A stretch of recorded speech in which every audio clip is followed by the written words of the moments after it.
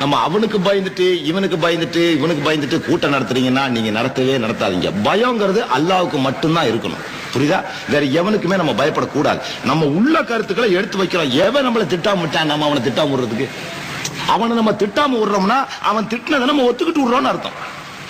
அப்ப நம்ம அல்லாஹ்வுக்கு ஒரு வகையில மானசீகமா துரோகம் பண்றான்னு அர்த்தம். அதனால என்னால எவனா இருந்தாலும் அவனுக்கு உள்ள குறைகளை எடுத்து சொல்றோம். அவன் கேட்டா கேட்கறான், கேட்காட்டி போறான், நமக்கு அதை பத்தி கடமை இல்ல.